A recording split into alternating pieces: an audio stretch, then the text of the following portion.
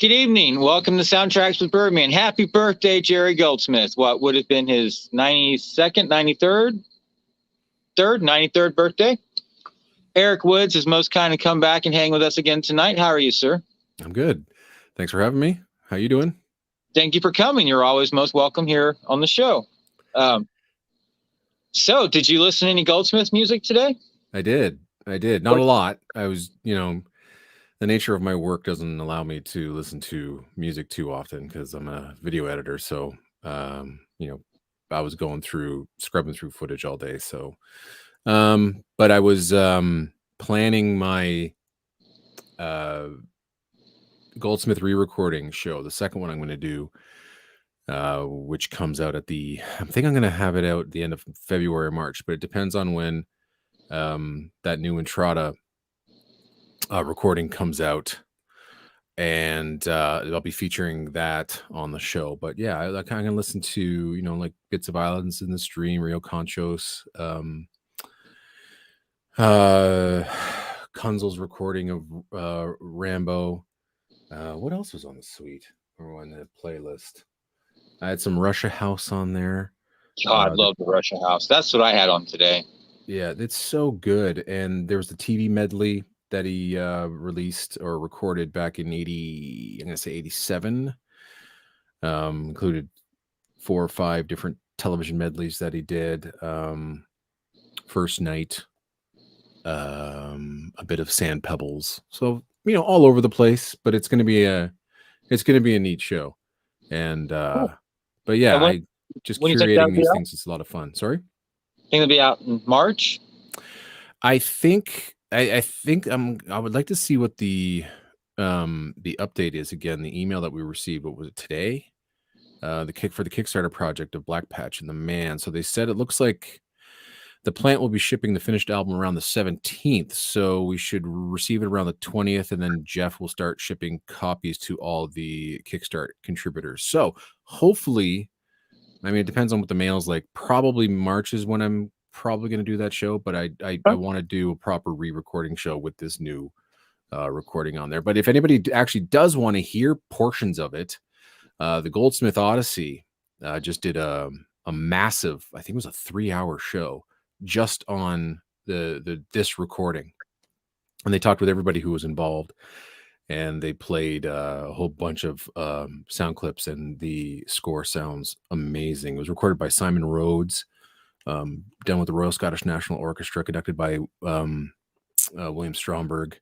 An incredible team came together to put these 2 rare scores, out for the very first time, and that's great. I hope they do more Kickstarting projects, because I missed the first one, the Dial M for Murder, and I just want to make sure that anytime they do another Kickstarter, I'm gonna put in $40 just to make sure that they keep going, especially with that team, because Tribute Film Classics essentially died, and we were hoping that they would do more, because they did some incredible recordings.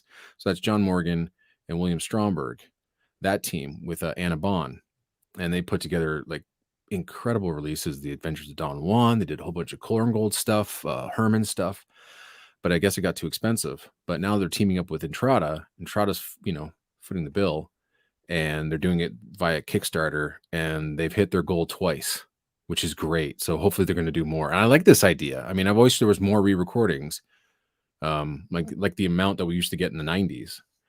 I discovered a lot of Goldsmith because of re-recordings. The first time I ever heard Patton was through Verez's recording of it. So whatever gems they can unearth and newly record, I'm all for it, especially with this team. Cool. When do you remember the first time you noticed Jerry Goldsmith? That's a very good question, because most composers, I can tell you exactly when I discovered them. Goldsmith was different. He was just always kind of there. And I didn't really pick up on his particular style or knew what scores he was working on. But I had already watched, Poltergeist. I'd watched Basic Instinct. I knew Total Recall. I knew Gremlins, but I didn't know it was Jerry Goldsmith until I really started getting into soundtrack collecting and, starting with my radio show, because when I began my radio show in 1996, I had about 75 to 100 albums, and maybe 10 were featured Goldsmith. And so once I started doing, research and seeing, what scores people liked, then I went out and started picking up, from secondhand stores like, First Night, and all the 90s stuff was just out there cheap. And I just picked it all up. And but I think maybe Star Trek The Next Generation was really the first theme that I picked up. And I, again, not knowing the history of that theme, not knowing that it was from the motion picture. So that's when I was like, I thought that was a Next Generation theme. And so then I finally, heard the Enterprise, that recording done on Frontiers, a great recording by Varese Sarabande Records, doing Goldsmith science fiction recordings. And then I heard that, and then I'm like, oh yeah, right, that's from Star Trek The Motion Picture. Let's go watch that movie. Now let's go listen to that score. And now that's turned out to be like my favorite Jerry Goldsmith score of all time. Star Trek The Motion Picture is Really incredible. Yeah, it's that's the one I consider to be his masterpiece. He has many masterpieces, but I mean, that's just the one that, if anybody has to say, what's your favorite Goldsmith, it's Star Trek The Motion Picture, easy. I'd probably say The Russia House. That's beautiful. I went in to see that movie after school. What was it, like 10th grade, 11th grade? And at the time I had some trouble following the movie because it's edited not quite in a straightforward fashion, but I just fell in love with that music. And I walked right up to the mall, because the theater was in the parking lot to the mall. I walked up to the Camelot store in the mall. I bought it on tape, wore that thing out. I had to go buy another tape. I eventually got a CD. It's an interesting score because it never comes up when you're talking about the Goldsmith greats in general. But I mean, I think all Goldsmith fans love that score. And I can remember reading the review of it on Film Tracks, and he's like, this is the greatest 90s score of all time. And I'm like, okay, well, I've got to check this out. And it's one of the earliest scores to use a duduk, which became like a staple instrument for, Hans Zimmer and Remote Control Media Ventures guys. But I think the story was that, he asked either the orchestra contractor, he's like, I need this player to play this instrument, this Armenian instrument. And she was like, I don't even know what this is. And so I heard that. I heard that interview today. Yeah, it's so great. And I hope I hope I got the story right. But yeah, and that's just a testament to how, what Jerry Goldsmith was like. Always moving forward with his music, always trying to introduce at least one little element every score that's going to sound different and be that signature sound of that particular film. And of course, then you had the saxophone, and it was just beautiful, beautiful stuff. But I think it's just because the film didn't do so well. And much like many films that Goldsmith did, they didn't do particularly well. But he was just writing one classic after another, whether the film was terrible or a masterpiece. So, but I'm glad you liked The Russia House. It was recycled because it was originally, he wrote for Wall Street. Right.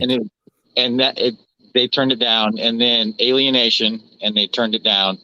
And then he kind of like recycled it again for The Russia House. And it's just like, wow. And I've gone back and I listened to Alienation, and I'm like, yeah, it's kind of like The Russia House with like synthesizers. Right. Yeah.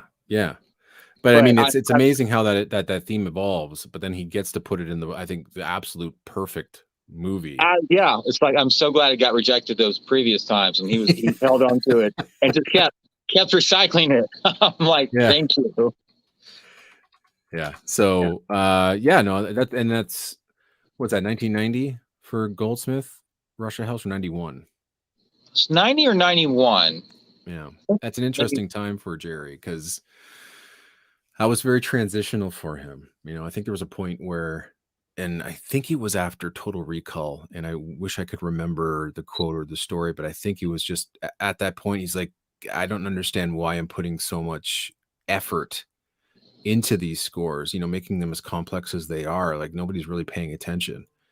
I feel like he was let down by either critics or even his peers about not recognizing the music that he was doing. So there was from what I recall and from what I hear in the 90s, there was a more, his scores were more streamlined and simplified.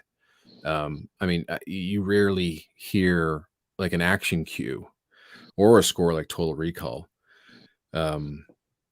further down the line. I mean, with the exception of maybe a few, but it just hit, the work started to, it still was excellent. I mean, it was still incredible, but I can remember people in the 90s complaining about how streamlined and simplistic, Goldsmith's music got. But I think his 90s output was absolutely incredible.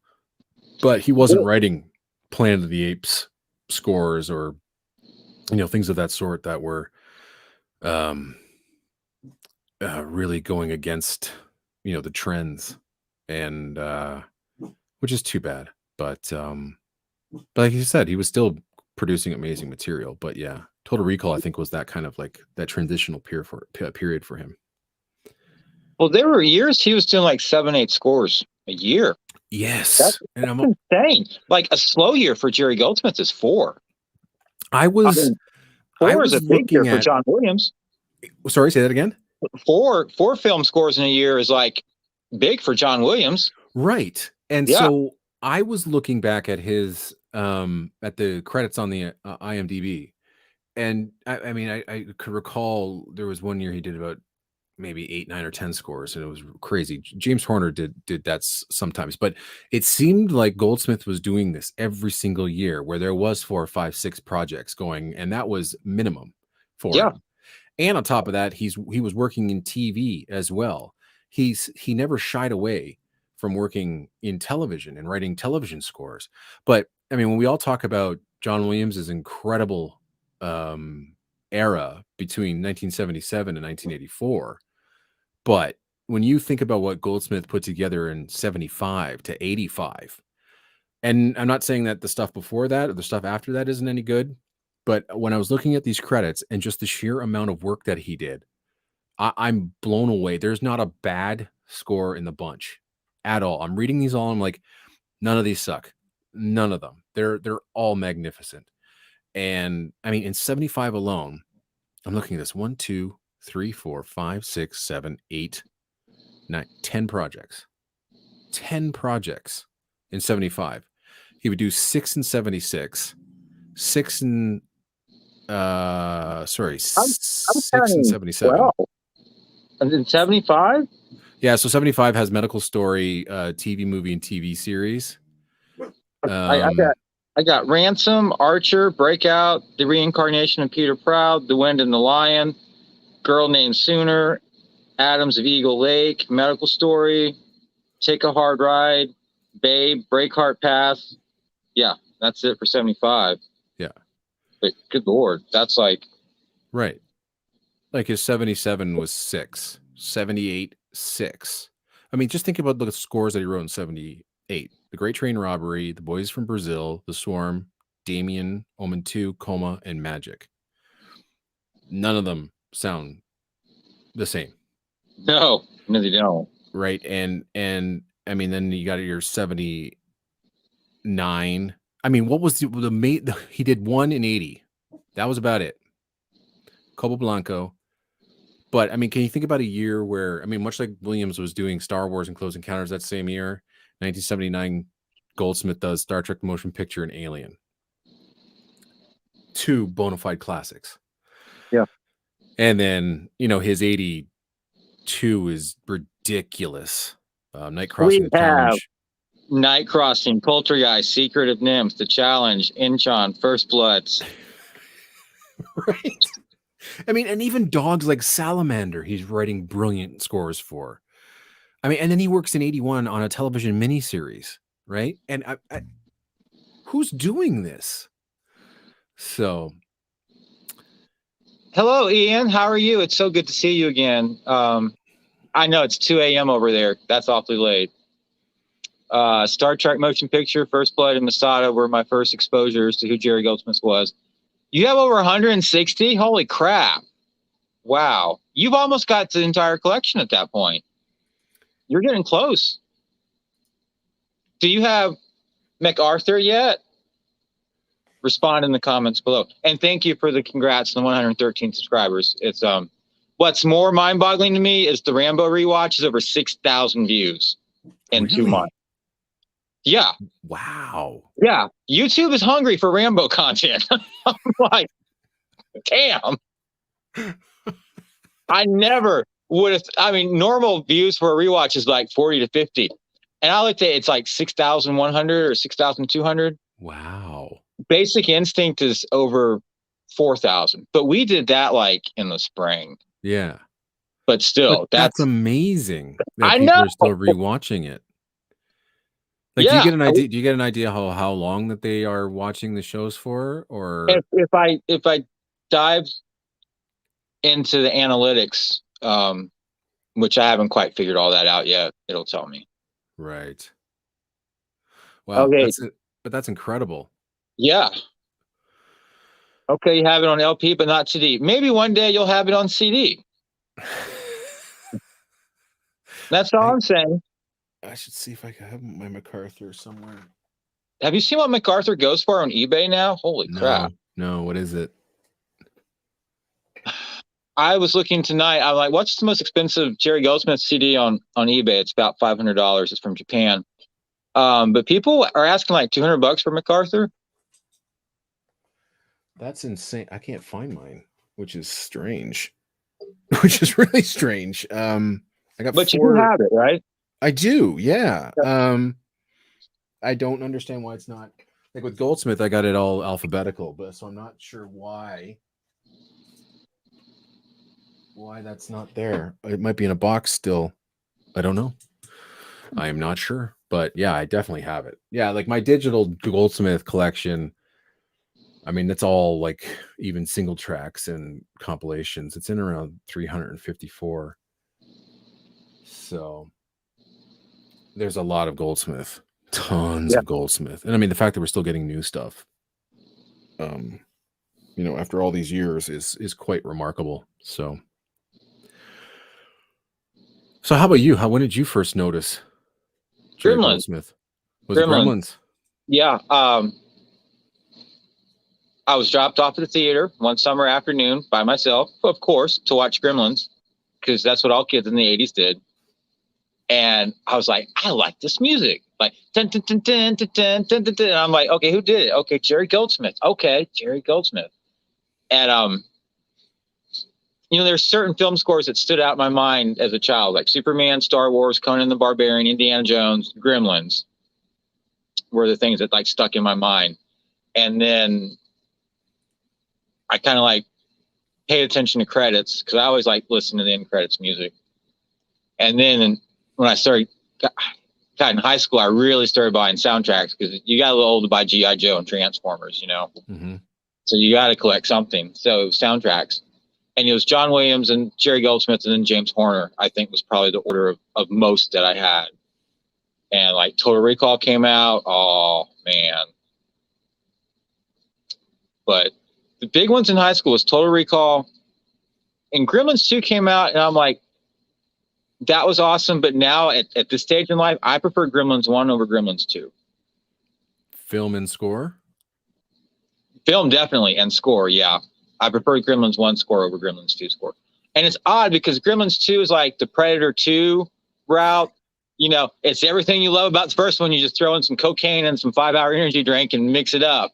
Yeah. But I still prefer the first Gremlins score. But, and Russia House and then Medicine Man. I saw Medicine Man in the theater and I'm like, it's a beautiful score. Mm-hmm. Mm-hmm.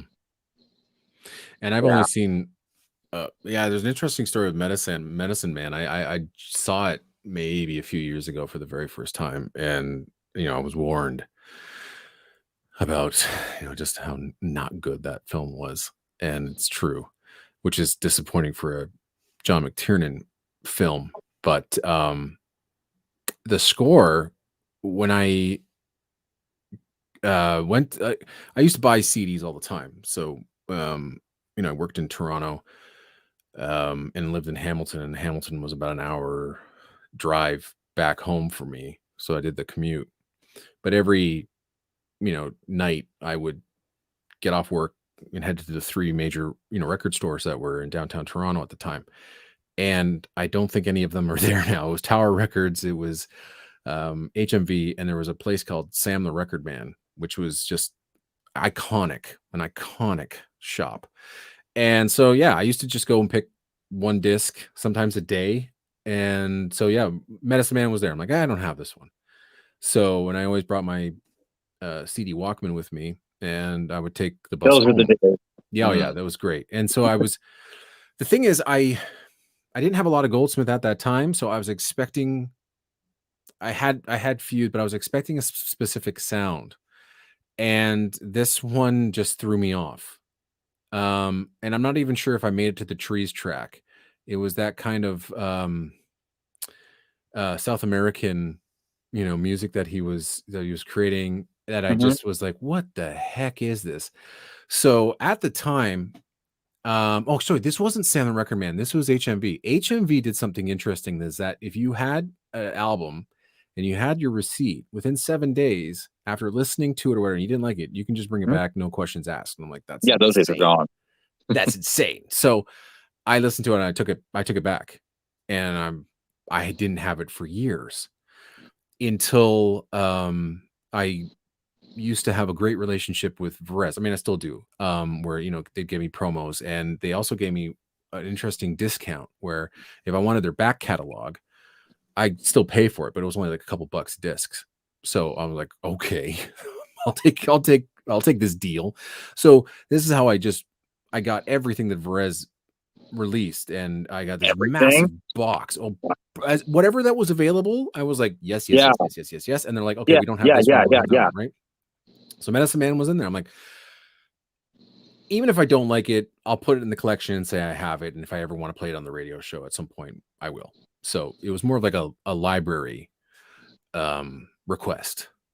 So but then I put it in, and then my mind changed. I was like, well, this is actually really beautiful. And I got through the whole thing, and I'm like, I cannot believe I sent this one back. But I loved it based only on the music, not with the film. It works really well in the movie. The movie isn't great, but I still think it works really, really well. And so I still love it to this day. But it's one of those movies where you hear about it and you're like, you don't want to tarnish your opinion of the score. Like you love it, and then you might see a movie and it might just suck, and you're like, oh man, it's too bad. Now I associate this music with that crappy movie. It's never really happened to me, but I'm glad it didn't happen to me on Medicine Man. So, and Medicine Man actually turns out to be a buddy of mine, Rob Daniels. He has a radio show here in town as well, and he has a show on my podcast called Obscure Scorers, and I'm pretty sure that Medicine Man is like his favorite score of all time. He plays it every year on his anniversary shows. So I'm glad I like it as well too now, because sometimes I'm on his anniversary show. So I mean, if I still hated it, those would be awful segments to get through every year. But yeah, I was reading comment sections one time on YouTube, like I often do, and someone made the comment on Medicine Man, this is Jerry Goldsmith doing John Barry. Oh yeah. And I was like, what? No. And I'm like, wait a minute. And I listened to some John Barry, and then I listened to the Love Theme, and I'm like, yeah, I kind of hear that now. Yeah. Do you have the same thought? Oh yeah. Once I heard the Trees, I'm like, this is one of the best John Barry cues that John Barry didn't write. I had the same feeling about what's that Basil Paul Doors score of Farewell to the King with Nick Nolte. It is essentially a John Barry score. It sounds just like his lush, sweeping John Barry music. So, but yeah, the Trees it has that feel. It still feels like a Goldsmith cue, but it just kind of has that John Barry slower. Those low brass chords and those sweeping strings. It was, that absolutely. It had a Barry feel. Yeah. Oh, no, that started like a flame war in the comment section. Oh, it was all like Donkey Kong. I'm like, guys, just calm down. It's just an opinion.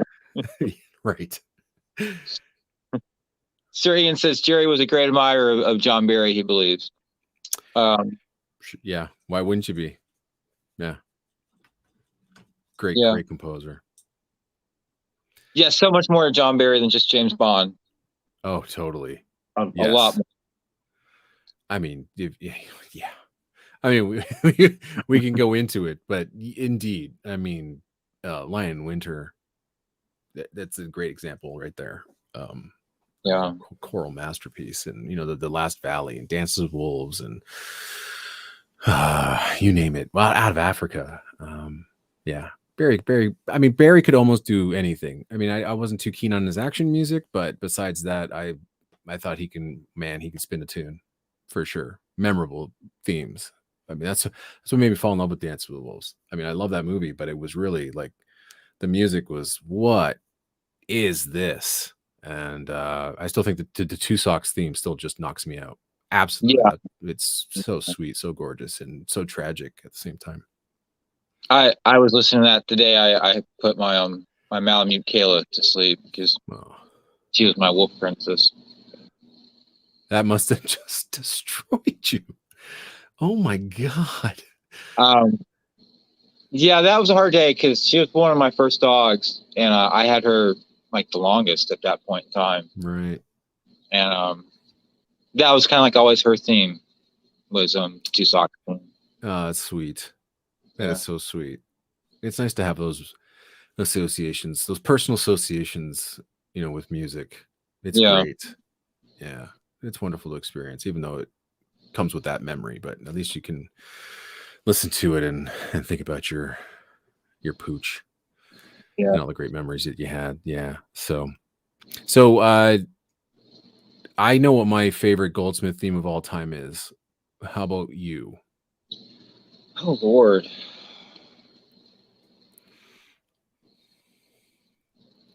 Just like one particular theme? Just one. If you could pick one, take it to a desert island. I mean, I said The Omen. Does that make me a Satanist? Nope. I was so surprised with The Omen. And when I say The Omen, I mean the totality of The Omen, all three of them. Because, I would try to listen to it occasionally, and I can never get past like the opening track with the chanting. And I'm like, oh, Catholic schoolboy me, don't need to be listening to this.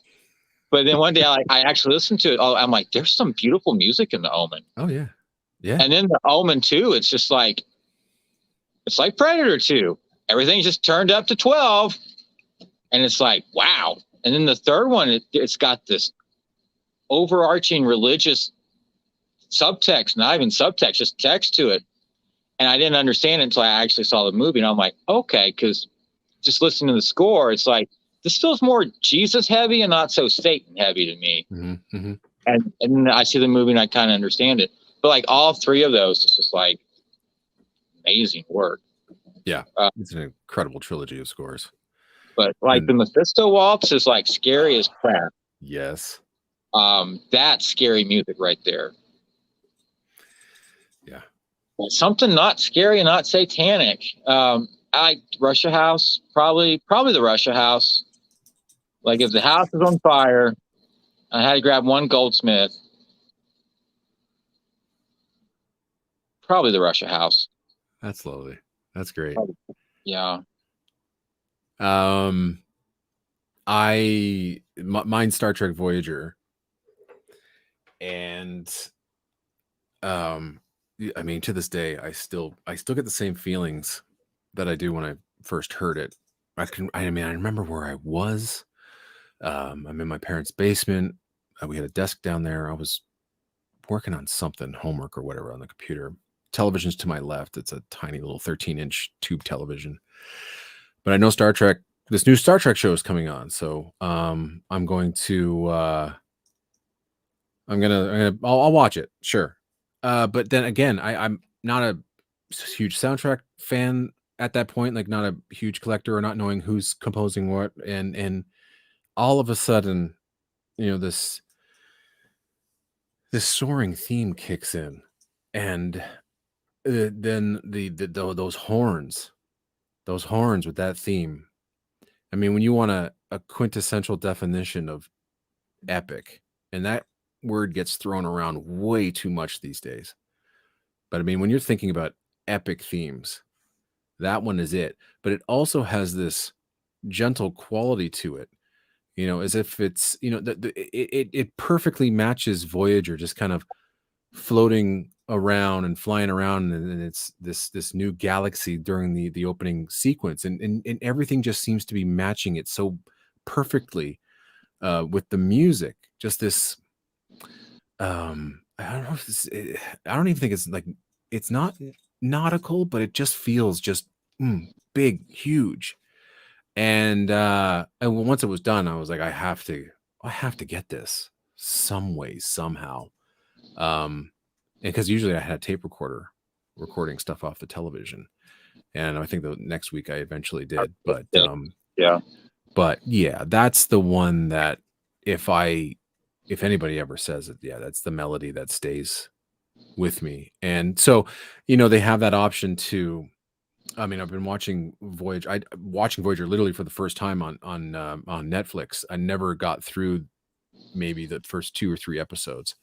At that time, I really didn't like it. But I'm revisiting, much like I revisited Deep Space Nine last year. But while I was watching Deep Space Nine, again, not that theme is bad, but I always hit the skip intro button to get to get into the show. Haven't done it with Voyager. I will not, and I stick around and watch the end credits. Like even when I'm watching Generations on Netflix or Deep Space Nine, it was just like, all right, get me to the next episode. But every time I'm watching Voyager, I have to watch the opening and I have to listen to the closing. It's that good. It's unskippable. So yeah, but that's my favorite Goldsmith theme of all time, no doubt. Wow. Hello, Sound Engraver. I hope your dad's doing okay after surgery from yesterday. So I hope he's doing better. And Sir Ian says he's got a soft spot for the main theme from Masada and First Contact. Yeah, First Contact. Yeah, that has all the feels. It does. And I mean, even that, right? Oh my God. When First Contact happens, it is the most perfect melody for that. I think that's Goldsmith's best TNG movie score, hands down. And it was great that he got to collaborate with his son on it. Yeah. Joel Goldsmith did some incredible work on that. I mean, the Flight of the Phoenix cue, which should have been on the original soundtrack to begin with. I was like, I remember watching that sequence in the movie, and I'm like, wow, the music is so good. So it was like, where is it on the soundtrack? And I thought maybe it was buried in another track or somewhere. And I kept looking on the Inception soundtrack for No Time for Caution, and I'm like, where is it? I'm right. like, is it here somewhere? It's not. Yeah. And that just blows my mind, where you have a track that good, not on the album. And I know that happens all the time, but I mean, that cue, that climactic cue, blows me away, because it would have made for a perfect. I mean, that album actually is really good. It plays really, really well. But you add that one track, and it would have been a perfect album. So, but I'm glad we finally got it. And that was written by Joel, and it's sensational. It's superb. Did you watch the Untouchables TV show that came out in the early 90s? Yeah, I did. Yep. And that was one of my favorite main themes ever. Ever. I loved. Yes. Oh my God, I loved that show, and I loved the music. And they released like a 2 CD soundtrack a couple years back. Yeah. Snatched that up quicker than anything. Yep. Yeah, that theme is wicked good. It is so good. That's another one where you just great opening, great theme. Yeah, I'd watch it again today just for that. For that. Yeah, fantastic. Yeah, I did a whole show for Joel Goldsmith, and he wrote some extraordinary scores, and it's just too bad he died young. Because he was a great talent. I don't think he really got his opportunities. Although, I mean, his Stargate music is great for TV. And there's Moon 44, which is just so good. So good. But yeah, The Untouchables, I think thematically might be the best thing he's ever done. But Sir Ian brought up Masada. That was an interesting score, I think. It was massive, right? Just yeah.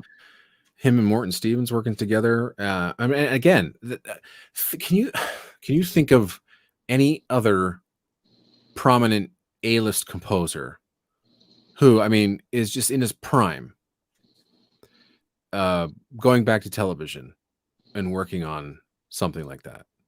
It would never happen. I mean, it might. I mean, someone who's watching might go, "Yeah, it happened before," but I mean, unless and I'm not talking about like Bruce Broughton and John Debney working on what was that Western they did together? Oh, that's gonna bug me now. Great stuff.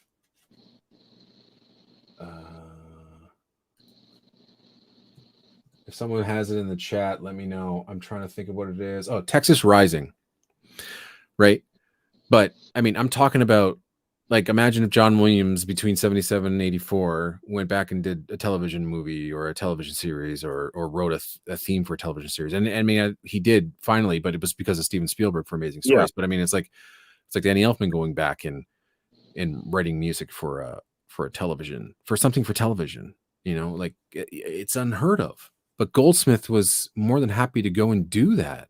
That was 1981. It's not like he was just starting off and he was just grabbing what he could. I mean, his schedule was so jam-packed that year. 81 was, yeah, Salamander, Omen 3, Masada, Outland, Raggy Man. Yeah. It's bananas. And just think about how much music he has to write for that series. Now, thank goodness he got help, but still. And he also found time to go and re-record it for the album, right? I mean, where does this guy find his time to do all this stuff? But I mean, it is the thing that he always wanted to do, and that was really cool. When I saw that interview with him, where he says, you know, I'm really lucky. I'm one of the rare people in this world that, you know, this is exactly what I want to do. I grew up and I wanted to be a film composer, and he got to do it. So this is, you know. He said in an interview when he was 15, he watched a movie with Ingrid Bergman, and he's like, I want to write film music, and I want to marry Ingrid Bergman. Wasn't it Spellbound? Wasn't Spellbound that he saw? And it was. It was Spellbound. So he got 50% of what he wanted. So I'm like, bravo. Good for you. But I mean, that was it. I mean, he never went to work, right? Ever. He's living his dream, and I guess that's it. I mean, you hand him another project and he's going to take it. But you think about the amount of time it takes to write a film score and what goes into it. And you know, you got to watch the movie. You got to spend 6-8 weeks working on it, recording it. And then, I mean, how do you separate yourself from, like, you know, the final conflict, and then just insert yourself into the Raggedy Man, right? Or have to deal with such a pile of crap like Inchon, and then go to something like Outland. It's insane. It's insane. And then on top of that, you're doing a television miniseries. Like, come on. How do you write Chinatown in what, 10 days? Indeed. Yeah. And it's a masterpiece. It is a masterpiece and one of his most beloved scores. Yeah. In under 2 weeks. Sensational. Really is. It's mind-boggling. But that's how good he was. And yeah, he was always good. Always. And even on his, like, some of his lesser projects, even the stuff that, like, you know, Along Came a Spider, one that I don't think is particularly all that great, but there's some amazing ideas in that score. So, but yeah, I mean, what's really too bad is that, and you can't blame him. It's just, you just kind of wish he worked on better projects throughout his career. I mean, he did work on some masterpieces. I mean, God, he got Patton, for crying out loud. Planet of the Apes and things of that sort. Super Mario Brothers, which was rejected. Sorry, so which one? Super Mario Brothers. That was an awesome movie. Did he work on that? He did it, and it was rejected. No, I did not know that. Super Mario Brothers. Wow. And I was being facetious when I said that was an awesome film. It was. No, I know it's terrible. And I quite like Silvestri's score for it. But Dennis the Menace, I love Dennis the Menace. Yeah, and see, but the thing is, that becomes, and that was the weird. He always got compared, and you can actually see it even on film music message boards to this day, and it's really kind of sad where it's just everybody compares to. It's like, well, Congo is really Jerry Goldsmith's Jurassic Park, but it's not a very good movie. Dennis the Menace is Goldsmith's Home Alone, but it's not a big hit. I thought it was a fun movie, but I mean, it's a John Hughes movie, but it's like how many years removed from Home Alone and everything else he did in the 80s. So it was like Goldsmith always got stuck with some of these projects that, I mean, he would just throw himself into, well, like Mom and Dad Saved the World. Have you heard that score? I have it on CD. It's crazy good. It is. But who saw that? Nobody saw that. Nobody saw it at all. Right? It bombed big time. I remember when it came out. Yeah. Yeah. Well, and instead of scoring A Fish Called Wanda, he gets the sequel, Fierce Creatures, which really didn't do that great. But the effort, and that's another great story. And Robert Townsend told this story that he wrote 16 minutes of original score for that film. And so, and I could be getting some of the facts wrong, but I think Robert Townsend went to him and said, "No, we're going to release an album for this." And he's like, it's 16 minutes. We don't have enough for an album. So Goldsmith suggested that he go back and write some music that would fill up the rest of the space of the 30 minutes that they would release. And I mean, for Fierce Creatures, that's the effort he put into these things. He knew that people wanted an album.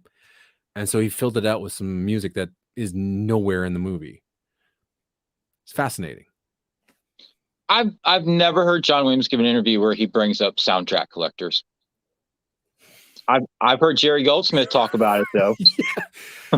And that's the difference in personality, and I appreciate them both. It's much like, again, James Horner, who was just an open book. He just says whatever's on his mind. He doesn't care who he pisses off. And Goldsmith and his fans, I mean, there's a reason why they're called the Cult of Jerry. But yeah, they're obsessive, but they're obsessive like any other fan base. I mean, they're obsessive like we are film score fans, or like if I'm, you're a John Williams fan, like you're going to stand outside of, the Barbican or wherever Goldsmith was doing a concert and you want his autograph. I don't think he fully understood it. I think he appreciated it, but I don't think he understood why people would want every single note that he wrote. Like, I think there was a controversy with the Night Crossing album, and there was either the main title that they didn't put on the album because Goldsmith was like, well, this music is elsewhere in the score, so if you put it at the beginning, it's just going to be repetitive. Not the same. Right. But I mean, we want everything. And I mean, I've come to the point now that I've gotten older and I have less and less time to listen to music. I actually really do love those Verez 30-minute albums now, because I just go through one after another. And I mean, I can listen to 4 albums in 2 hours. I never loved paying almost $20 for them back in the day, though. Oh my God! Here in Canada, they were always the most $27 at the store. Yeah. Yep. The ticket was insane. Like I bought, Ian Clark's talking about Air Force One. I remember, like, I wanted that score. It didn't come out when the film came out, and it took a long time for it to finally come out. But then when I saw it, I'm like, there's like 29 minutes on here, but I basically spent $1 a minute on this album, but man, was it worth it? And but then the score came out all those years later. yeah, and I mean, and what a great collaboration that was too. Joel McNeely's incredible. He's one of my favorite composers, and I can remember listening to the MiG attack in the film, and I knew something was different. just something different about the orchestration, mostly in the woodwinds and the way that woodwinds is being used. I'm like, man, that sounds very Williams-esque, really capturing, a moment in the movie. And usually these swirling woodwinds happened when, the MIGs were doing barrel rolls, and it can't happen right at the end of the cue. And I'm like, Goldsmith normally doesn't do that. A lot of his stuff plays through a scene. It works perfectly in capturing the action, the tone, the emotion, whatever. But he's not hitting so many specific sync points, right? If it's a nice, exciting action sequence, he's writing a 5-minute action sequence, and that's going to get you excited, but without hitting every little bump, punch, whatever, like Williams does. But that was something in Air Force One, and I'm like, that's different. And then later, I learned that those were the McNeely cues, and I'm like, of course. I mean, that's just kind of the way McNeely orchestrates. He sounded like Goldsmith, but he also put his own little flair in there, and it was so distinct enough that I was able to pick that up. But I like the MiG attack cue. I mean, I love Air Force One. I mean, the airport landing sequence in the middle of the movie is just, it's one of the most intense scenes I've seen, and it's all because of Goldsmith's score. It just builds and builds and builds and builds to absolute chaos. Have you listened to the Randy Newman version? Yes, I have. Yeah, it's beyond cheesy, but he did write some real ferocious action material. I mean, I think even Randy Newman would be like, why have you hired me for this? This is really out of my comfort zone. I don't think I can actually do it. And so what an odd choice. But from what I have heard, he put it all into it. But yeah, the theme is just, it's even cheesier than Goldsmith's. And I don't think Goldsmith is all that cheesy, but it's like it's a prototypical American anthem, right? It's the president's music, but it works great. It really does work fantastically well. But yeah, it's amazing how quick he was able to turn that score out. Now, of course, he needed the help, but there's just a lot of magnificent stuff in there. Yeah, really great when under pressure. 97, he did Fierce Creatures, Air Force One, LA Confidential, and The Edge. Yeah, one of my favorite years of Goldsmith of all time. The Edge is, I personally thought The Edge should have got an Academy Award nomination. You say things like that, then I have to go to eBay and I have to track you down and I have to buy it. Here's what I'm going to say. Every time I talk to you, you sell me like 2 or 3 CDs. Here's what I'm going to tell you, though. The expanded edition from La La Land is great. However, everything that you really do need is on the RCA album, which is about 38 minutes long. The only issue with that is that there was an issue with one of the tracks, and there were some digital artifacts, and I'm not sure why that happened. They were cleaned up on the La La Land edition, but if you can find that one cheap, and I'll show it to you. Yeah, here it is. So it's 10 tracks long, but has everything you want in it. And it's 38 minutes long. And that's what it looks like. Okay. And the track's on the back, but you should be able to get this for cheap because there is the expanded edition. Now, if you like it and you want more, I mean, I think it's one of my favorite Goldsmith scores. The theme is, it's a very personal theme for me, because this was essentially the temp track for one of my student films, or one of my amateur movies I made in the 20s. I made this horror movie, but I used Lost in the Wilds as the main theme for my film. And so I did an entire montage of, like, kids traveling along in the forest, and I timed it out perfectly with the music from this album. So it's, yeah. But have you seen the movie? I haven't. No. Wow. great film too. Now this is I think Goldsmith had an incredible 97 because I think everything, with the exception of maybe Fierce Creatures, but I could be wrong, was a hit. Like Air Force One was huge. The Edge was huge. But this is a beautifully shot movie. Beautifully shot film. Like anytime you can do like wilderness shots, all done in scope, it's great. And special effects are fantastic. The story is great. And then if you can, check out a podcast called What's the Score? And is it Mike Lang on piano for the jazz end credits? Very, very interesting. Yeah, Mike Lang, Chuck Domenico, and Steve Schaefer on drums. Mike Lang does there's a 2-part interview with him on this. It's called What's the Score? Frank Wilson is the host. And I listened back to it, and I will paraphrase the story, but Mike Lang tells it so much better. They really didn't have anything for the end credits. And so Goldsmith's idea was to write this jazzy piece because it really matches the Anthony Hopkins character. You don't hear jazz in the score at all, with the exception of this end credit piece. And so Mike Lang's like, yeah, sure. I'll just give me the charts, give me the score, and then I'll go home and we'll adapt it and we can record it tomorrow. And Goldsmith's like, no, we're on break now. You're up in about 15 minutes. And Mike's like, what? What are you talking about? So I think, if I can remember the story, they went in the booth, listened to the main theme, got a few ideas, scribbled them down, and he and his 2 other bandmates went out and came back and recorded, I think, 2 or 3 takes of this. Mike Lang thought it was so terrible that they weren't going to use it. Like, really, he thought his playing was just absolute trash. But they ended up using it, and it's wonderful, and it sounds great. And it's really, really, really interesting story. But yeah, Goldsmith didn't even write the end credits.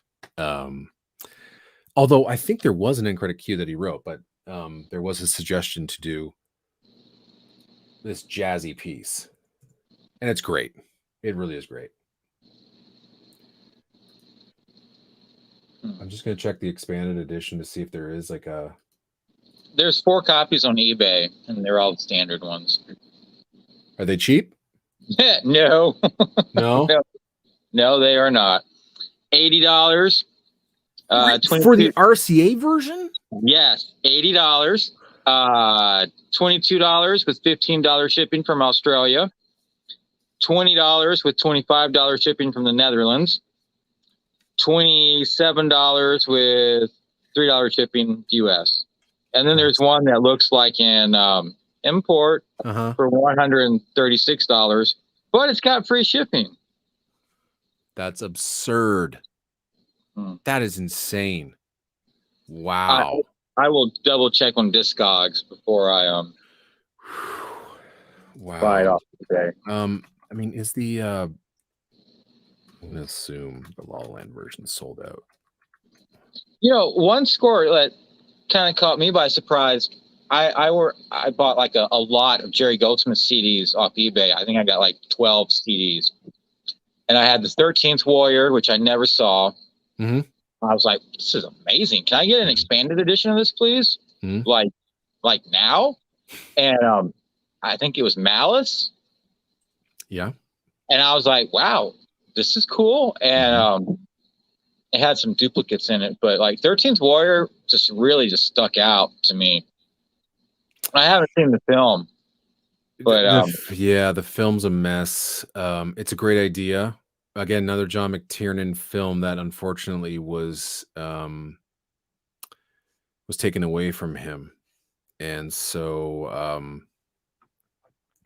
the original score for 13th Warrior was, well, when it was called Eaters of the Dead, was written by Graham Revell.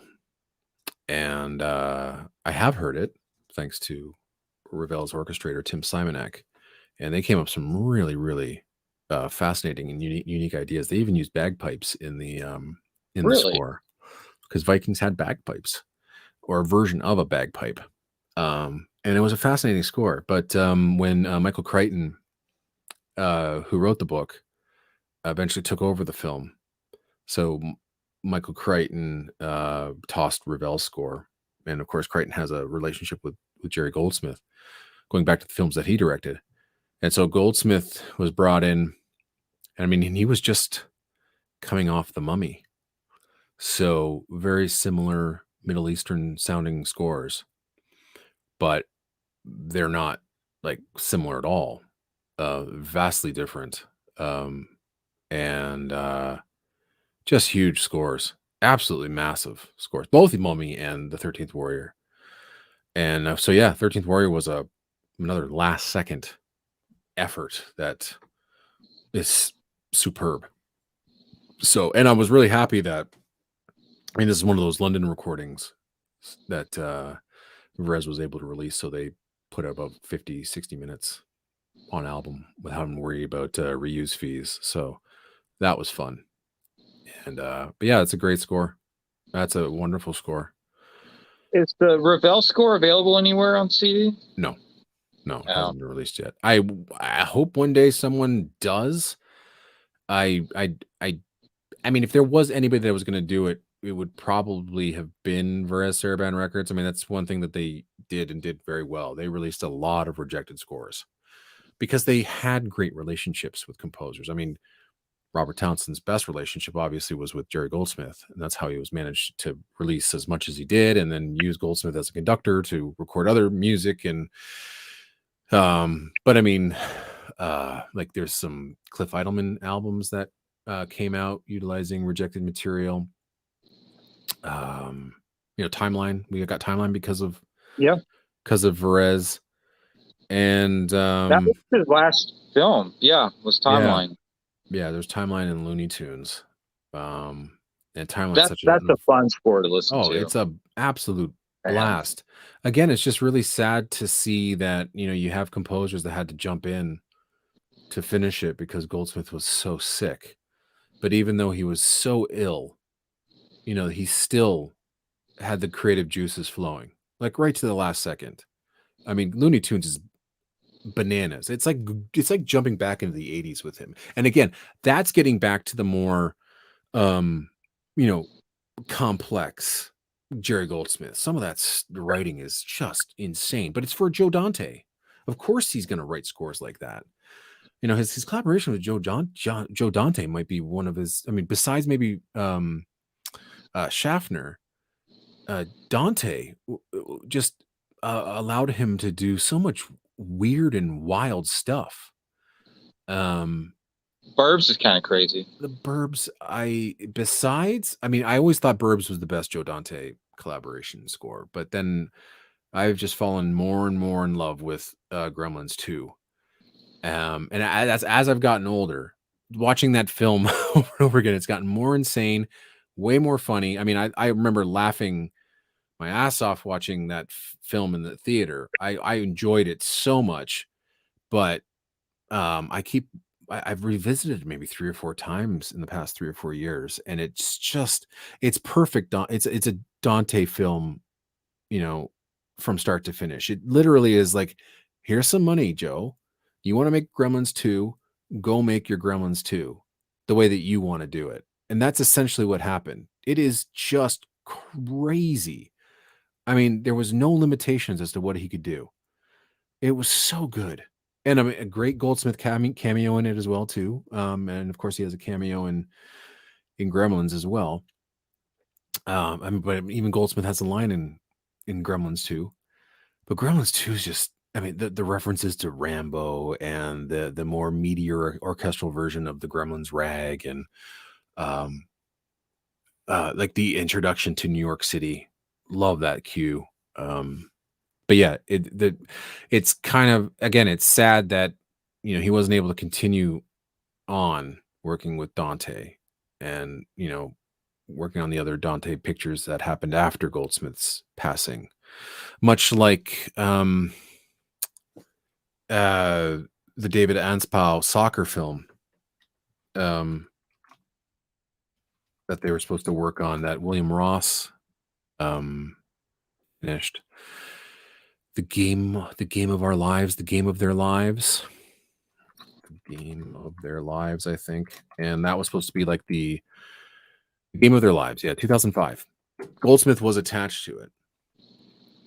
But so it's the 1950 U.S. soccer team, which beat England 1-0 at the FIFA World Cup. So another inspiring story. The underdog. And it's too bad that he didn't get a chance to write it. I mean, there's nothing wrong with Ross's score, but it's no Hoosiers. It's no Rudy. So, by the way, which one's your favorite out of those two? It's interesting Rudy. It's Rudy. Yeah, mine too. Yeah. Yeah. I discovered Rudy through YouTube. They were just randomly playing music selections for me, what they think I might like. And I'm like, what is this? This is like amazing. And I looked at it, I'm like, Rudy, Jerry. And I just immediately went to eBay and bought it. And I'm like, why is this soundtrack so short? It feels like there should be more music here. But nope. There's only a few cues that are not on the album. That's basically the whole score. Yeah. So brilliantly spotted. Yeah, I kind of had that thought that much wasn't missing from it, but yeah, it's an American classic film score, Rudy, definitely. Totally.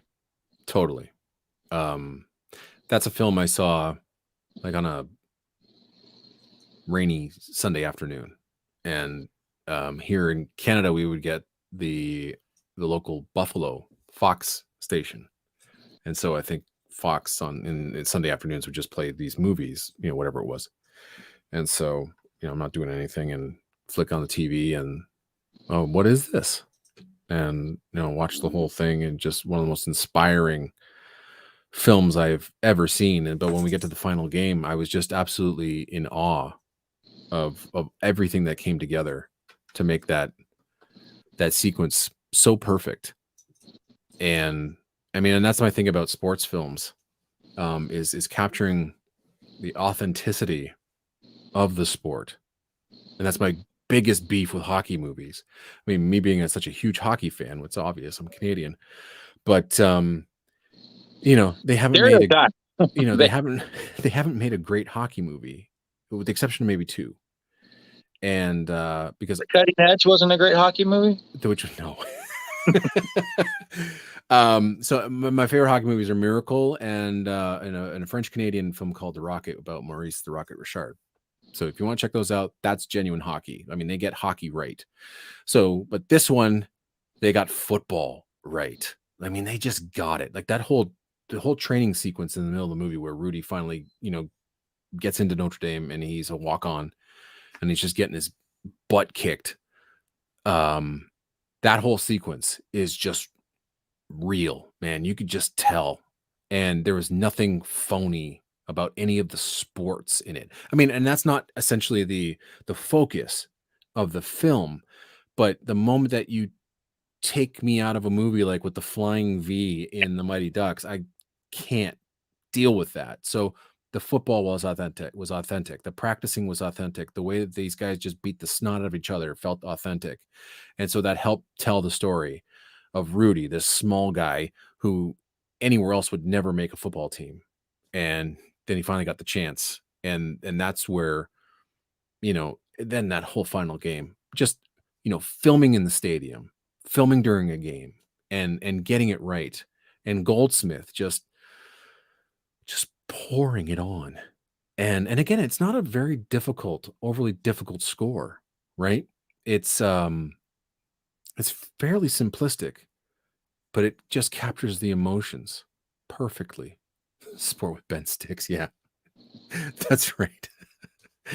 Yeah, that one or field hockey. So Rudy is, but I mean that's the same thing with Hoosiers. I mean, watching all of that, even the final shot, none of that felt like it was staged. And I really do think that they actually watched the footage and made sure that they got that right. But everybody could play basketball. You know what I mean? Nobody looked out of place. And then, of course, you have Goldsmith just absolutely soaring score with his sampled basketball as his drums, which I thought was hilarious. But that just feels like Indiana. You're watching it and you're like, that's just tonally right. It just feels like that's what it should sound like. I went to college in Indiana, and basketball is a pretty big deal up there. Oh yeah, yeah, and but just those smaller cues, with the vistas of it just captured it so beautifully. Anyway, just give me a second. I just got to take the dog out. Yeah, I understand. Go. There he goes. All right. Sir Ian, do they not have hockey in the United Kingdom? Yeah, they do. They do? Okay. They have a professional league. Okay. I think it's about six teams. I can't recall, but yeah, they've got a league. And yeah, there's leagues all over Europe.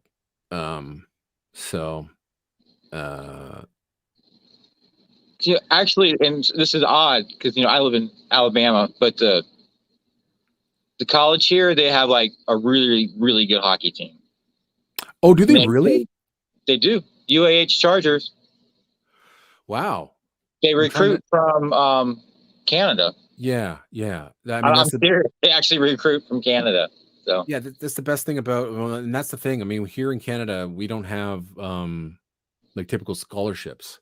So our best players and all the best players that when I eventually get into the NHL all come and play in the Canadian Hockey League, which is the junior league here. And so most of the players that get drafted into the NHL mostly come from the junior leagues. And there's 3 of them. There's a Quebec League, an Ontario League, and a Western League, but that's all under the umbrella of the Canadian Hockey League. And there are teams in the United States as well. But the other thing is that you can recruit really great players and have them come down to the United States because of scholarships. So you can get a free education and still play hockey. And that's why, that's like schools like, North Dakota. It's the only time they can ever win a legit, Division I championship is in hockey. But I mean, are they the Alabama team? Have they made it to the Frozen Four at all, or anywhere near that? I just know they're supposed to have a good hockey team. That's about all I know. Okay, and I'm assuming there's like different divisions, like there are in football. Yeah. Okay. Yeah, it's amazing how, I mean, like, God, if you're out in Dakota and Minnesota, and obviously hockey's huge out there. But I do like watching. I love watching the Frozen Four. That's a lot of fun to watch. It's a great tournament. It's good hockey. I would rather watch hockey than football. Oh wow, really? Yeah, that's football is boring. It takes forever to do anything, and then it's done for like 3 seconds, and then you guys spend 5 minutes getting ready to do another 3 seconds. I'm just like, good Lord, can we just come on? Well, you know what you got to do is turn on ESPN. I think it's ESPN 2 in the summertime, either on a Saturday or Sunday, and check out CFL football. If you don't like waiting around, our play clocks are 25 seconds long. So, I mean, after a snap and a play is over, it's like, boom, huddle, get back into it and go. We also have 3 downs. So we constantly changing the ball constantly. Our fields are bigger. So you can literally make a 30-yard pass across the field and maybe get 1 yard because it's that big. We have a 55-yard line. Our end zones are 20 yards wide or long. Goal posts are at the goal line. And it's fun. Oh, and by the way, everybody in the backfield can be in motion. So you got 6 wide receivers all set up. The quarterback is essentially counting down like 3, 2, 1, go, and you got 6 guys running all at the same time, just at the snap. It's a lot of fun. Watch CFL football. It is an incredible brand of football. So if you don't like waiting around, then yeah, you'll enjoy it. But anyway. Yeah, I don't like waiting around with sports. You need to get going, stay going. Yeah. Oh, and by the way, the clock stops like after every tackle. So, or is that after the 3-minute warning? Yeah, we have a 3-minute warning instead of a 2-minute warning. But unlike the NFL, where after a play and it's in bounds, right? The clock keeps going. They stop, set the ball, then run the clock. So teams are able to catch up to the ball and then still get a snap off. But yeah. Anyway, back to Goldsmith. Yeah. Sir Ian inadvertently brought up Westerns in the comments. Oh, yeah. Think about his Western scores, because I never really heard much of them. And then Sir Ian actually sent me, is it Take a Long Ride or Take a Hard Ride or? Yes. Take a Hard Ride. Yeah, he sent me that on CD last fall. And I was like, wow, this is really awesome. I need to get more of these Western scores from Goldsmith. Yeah, his Western stuff is fantastic. Real Conscious might be my favorite, or Hour of the Gun. But then he does something like Bad Girls. And it's like he hasn't missed a beat. And I'll be honest, when I heard the title, I thought this is going to be silly. But I listened to the score and I'm like, okay. Yeah. The theme is fantastic. It's brilliant. But yeah, his Western stuff, it's different. It just is different. He has a signature sound for Westerns. And I mean, one of my favorites is Wild Rovers. It also contains one of my favorite movie songs, the Wild Rover. It's just this. How old is that? Oh man, it's 60. What's Wild Rover? Wild Rovers is 71. Okay. But there's this, and if I'm not mistaken, I think it's his daughter that sings the song Wild Rover. And it's just a classic country tune, this twangy country tune. And it's gorgeous. I love it. And I'm not a country music guy at all, but it just hits me with all the feels. It's so innocent. Love it. Yeah. But I mean, Hour of the Gun, I think the first time I heard that one was on the re-recording through Tadlow, and that's a really, really good one. It's got a great main theme. 100 Rifles is also brilliant. But if you can, and if you're going to spend some money, Rio Conchos, the re-recording, by the way, there's an amazing story behind that. So, yes, Bronco Busting from Wild Rovers. I made a suite between that and Wild Horses. I jammed those two together into this little suite, and it's amazing. But yeah, if you're gonna, one, buy Rio Conchos, they remastered the re-recording. But two, if you have some time, download the Goldsmith Odyssey's episode on the making of that album. It is crazy. It should have bankrupt Entrada forever because they were just throwing money at it. They're like, we're going to do a recording. I think this was their first one. And we are going to get Jerry Goldsmith. We're going to get the London Symphony. We're going to do this. We're going to do that, because they were going to do another score. And I forgot what the score was, but then they didn't end up doing it. But they spent everything on this recording. It's a wild story. I think Douglas Fake is the one telling the story. And I was driving home one day from a shoot, and I spent an hour listening to this in the car, and my jaw was just like, what? Everything that he said, they're like, you need money to do this? Okay. You need money to do that? Okay. Oh, let's hire Bruce Botnick as the recording engineer. Oh yeah, well, he ain't cheap, but of course we need him, of course. And they were just like, here you go, and they got it done. And it's it is one of the best re-recordings of all time. And so it's in print, and if you don't have it, get it. I mean, the original recording is fine, but it's. And which one is it again with Entrada? The Rio Conchos. I feel like I have that. So if you have it, yeah, they did that. I think this was in the 80s. They were working on that one, so they released that album, and but yeah, then they did their whole re-recording series, which is superb, like Islands of the Stream, which is Goldsmith's personal favorite score. Beautiful, absolutely beautiful, and that was recorded actually at the same time as Lionheart. And it's a wonderful sounding, beautifully performed score. One of his best. Great dramatic score. But yeah, if you could pick up any of like the Excalibur collection, I think that's what they call it at Entrada. You know, Bruce Broughton recorded some Herman stuff and some Roja stuff. Oh, like he recorded Jason the Argonauts, but if you can pick up Ivanhoe. I remember hearing that for the first time. The thing is, I heard Ivanhoe for the very first time on, I think, Rhino Records released the original tracks, and the thing with me with Golden Age scores is just the archival sound was always a turnoff, so I could never get through them. But then I heard the re-recording, and it sounds like a score that was written yesterday. A thunderous, epic score, incredible, and that's why I like re-recordings.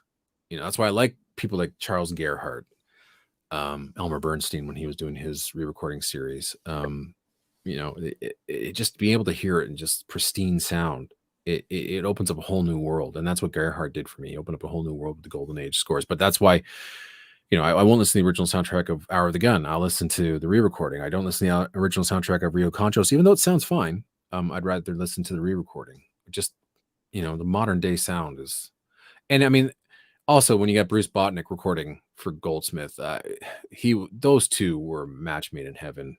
Botnick made his scores just soar. Yeah, great collaboration between those two. Do you have the Goldsmith at 20th Century box set? Yeah, I do. You do? Yeah. Is it? It's redundant because I'm pretty sure, with the exception of maybe 2 scores, I could be wrong, that have been now released. Like, I mean, the first 3 discs were all stuff that was already out on album. But then, I mean, the last 3 discs were all even the suite from Alien was interesting that they put it on there, and it had music that we hadn't heard before. At least that's what I can remember. But I think most of it is now out. I'm just going to look over it, with the exception of there's a great little score in there called Spies is already out. What is it called? A Tree Grows in Brooklyn. Really lovely. Really lovely score. I can't recall whether Anne and the King has been released. So, I mean, there's a few gems on there, but it's much like there was that album that came out. It was a huge collectible. It had 4 scores on 4 suites. Yeah, the FPFM tribute to Jerry Goldsmith album. So this was like this dinner, a tribute dinner to Jerry Goldsmith, and they handed out copies of this album that was made exclusively for that event. And at the time, it had just these suites from it was Baby, Secret of the Lost Legend. Was it Raggedy Man? Oh, I can't remember that. I'm gonna have to look it up. But they're all released now. But at the time, you know, only the people that went to that dinner were able to get it. So it was one of the most expensive collectibles of all time. And let's see what the tracks were. Flim Flam Man, Take a Hard Ride, Magic, and Baby. And so a lot of this stuff was not available. And that was the only way you were able to hear it. And it was produced by Entrada. So, and then there were bootlegs. And they were so good. Well, they were so good because there was this gold sticker that was put on the cover. And they meticulously, these people who were like, you know, importing it, managed to get it as close as they could, you know, and do the covers and the CDs to make them look as authentic as possible. So people were getting screwed over when they were buying these, you know, rare albums. But yeah, I've been looking at it on eBay, and then La La Land started doing the Jerry Goldsmith at 20th Century Fox series. I'm like, do I just need to wait and just buy all these? And you're golden. Maybe better off. So yeah, I mean, I'm sure one of these days we're going to get another Blue Max. I think I have 5 copies already. Yeah, I think so. I think that's the running joke with Goldsmith fans. It's just like, we need another Blue Max. Of course we do. I've got for Saraband, I've got Film Score Monthly. I think I've got an Entrada release. I think I've got like a German release. Yeah. Yeah. It's amazing how many times that's been released. It's just a joke. Which is the best one to have? Well, I mean, when Entrada did theirs, it sounded great from the original tracks, and then La La Land did it and made it sound even better. But some people have said that the original release sounds the best. But then you have, I mean, personally, when I listen to the Blue Max, I go back to the Suites and Themes album that Goldsmith recorded with the Philharmonia Orchestra. And that's a beautiful, beautiful album. Mike Ross Trevor recorded it, and it just is a thunderous suite. I think it's about 20 minutes long, but it has everything that you need in it. Even the wind machine he brought in the wind machine for the recording. And interestingly enough, the cover of that album, painted by Bob Peck, is of Roy Thompson Hall in Toronto. It was a promotional poster or painting that was actually commissioned for a concert in Toronto that got canceled. And so they reused that painting, and it's iconic. It's an iconic painting. It's got Goldsmith conducting with the orchestra in the bottom and lights on the top, but it's Roy Thompson Hall in Toronto. And but it's a wonderful album. It sounds magnificent. It was re-released again on Silver Screen Records with a really kind of drab, boring cover, and they called it like Goldsmith on Goldsmith. But it's the same program with the addition of the end credits to Legend from the original recording. But anyway, so that's my preferred Blue Max suite. But Tadlow's sounds fantastic. So if you want to listen to the whole score in pristine sound, Tadlow did a magnificent job. And of course, they did a whole other second disc of Goldsmith favorites and rarities, and so good. And that's another sad thing. It's like, I mean, with James Fitzpatrick, I don't know how many more albums he's going to do, if he's ever going to do another one, but it's sad that we're not getting more recordings from him. I mean, he was championing, Maurice Jarre and Jerry Goldsmith, and you got Ben-Hur recorded, which is just a Herculean effort. But I mean, he even got, that's the crazy thing about the Salamander. I mean, we don't have the original track from the Salamander, but Lee Phillips completely reorchestrated or renotated that score by ear. There were no score sheets. God bless those people who can do that. Right? Yeah. I'm part of the International Film Music Critics Association, and we made sure that Lee Phillips received a special award for his efforts for that, because he had to watch that terrible film. Horrible movie. There's like a jockstrap fight in it, so you just imagine what that's like. I'm trying not to. And but yeah, to find the right notes, to find the right instrumentation over top of all the sound effects and dialogue and things of that sort, and make it sound as the best you can by ear, it's phenomenal. Absolutely phenomenal. And there's other people that have done that as well. It is an incredible skill, but that was heroic effort to get that score out. And that one is that's for the fans. That's for the hardcore fans that, who are like, that film sucked, but we love the music. And finally we get to hear it. And I mean, there's no way that that's going to sell big, but I think if James Fitzpatrick knew that we're going to get that out, because there are people that want it. So yeah, you're not making money back on re-recordings, which is crazy. I just don't know how much money these guys have, and they just keep throwing at it, hoping, I think, one is going to be the big hit. So, but I'm just, forever thankful for people like, Robert Townsend and James Fitzpatrick and all those people like, Shandos Records and people at Entrada, who are still find value in newly recorded music of classic scores, because it's going away very fast. It's not like what it used to be. I could just remember. I remember every year in the 90s, there was always like, we've got 4 more albums we're going to produce.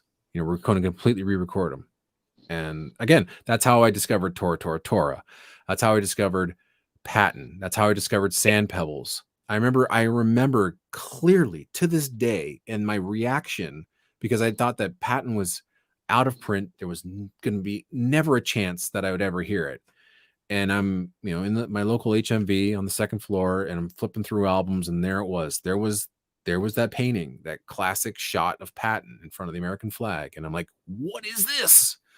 What is this? I can't believe I'm taking it. But I mean, I had no idea it was like a re-recording, whatever. I took it home, and that was my first listen to Patton, but it was a re-recording. And it wasn't the greatest. It's kind of quiet. The dynamics are all over the place, but fell in love with that score because of that. Because of re-recordings. So yeah, there's so many great new recordings in my collection, and I've discovered great scores that way. So, well, Sir Ian is going to re-record the Blue Max for us yet again. A kazoo and a hose pipe combo. I will crowdfund that for you tonight, my friend. Yep, me too. Me too. Send me your information, and I expect that done. You should have it done in a couple of days. It shouldn't be that difficult. Yeah. And like new liner notes too, please. Written in crayon and Sharpie. Oh my God. What would that sound like with a kazoo? Oh man. That's funny. Amazing. Yes. That's how it sounds. So here's the most obscure Goldsmith score that, like, yeah, that's like one of your favorites. Like, you're like, nobody else likes it but me, that you think. I would say the Mephisto Waltz, because every time I try to talk to someone about it, they're just like, what? Because no one knows about this movie. I have a friend, he's a YouTuber, and he loves horror movies. And I'm like, man, have you seen the Mephisto Waltz? Because I haven't, but I've heard it, and I'm scared. And he's like, I don't know anything about it. It's got a naked chick on the cover of the CD case. Oh, you're right. Yeah. Right. I'm like, how did you forget that? That's right. Yeah. There it is. And it's teamed up with the other. That's another great score. I never really thought that. I didn't realize that she was nude. I mean, I think she's nude. I mean, maybe, I'm not like a big-time partying frat boy or anything. Thanks for the copyright strike. Appreciate that. Yeah, there you go. Well, I think she could have clothes on. She could be wearing a bodysuit or...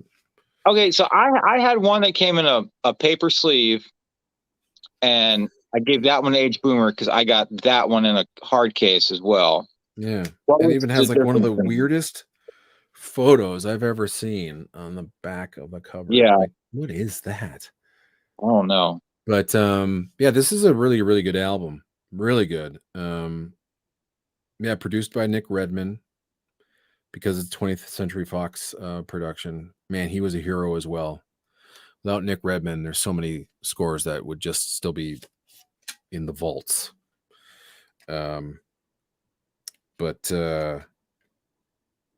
Yeah, that's fascinating. Yeah, I really do like that. It is one of the creepiest things I've ever heard. Have you heard any of his classical music? I have not. I'm going to recommend another album for you. And I highly recommend you get this. Goldsmith, at one point, in whatever year this was released, 2002, he went over to London and he did 2 albums for Telarc, and they were testing something, because he had a demo CD which eventually became another kind of Sweets and Themes album, and I forgot what the demo was for. But then Telarc had him record this album, which has some really interesting gems. So Christus Apollo is the major work on here. Inspired. Oh wait, I do have that. You do have that? Okay, good, because it has you said classical. I thought that would just be like religious, but yeah, I guess that would be classical too. Yeah, but like, I mean, for me, I mean, I love Fireworks. I mean, it's probably the most upbeat stuff that's on this album, and I mean, there's no other recording of Fireworks anywhere else. But the gem on this is the music for orchestra, just because how personal of a piece it is. And so 1970, Leonard Slatkin, and I'm reading the notes, wanted Goldsmith to compose a short piece for the St. Louis Symphony, and Goldsmith was thrilled by the commission, but that year was terrible for Goldsmith. He was going through a divorce, and his mother was seriously ill with cancer. So with all of that, all the pain, anger, and sorrow, he put that into his piece. You can feel every emotion, and it's 8 minutes long, but it is a sensational work, an absolutely brilliant piece that might be one of the most personal pieces he's ever written. And I mean, while Christus Apollo's okay, I mean, Anthony Hopkins' narration is all right. I mean, it's a really long piece as well, but yeah, the bookends of music for orchestra and fireworks, really the highlights of this album, and recording with the London Symphony Orchestra. It's fantastic. I highly recommend that one. But I mean, when you're talking about like stuff, you're like, well, what, obscure music for orchestra, even though it wasn't written for a film. But I'm trying to think of if there's anything else that would be like, wow, like that's either from a small movie or. Sir Ian is saying Contract on Cherry Street. Yeah, that's solid. When did that come out? That was in the 60s.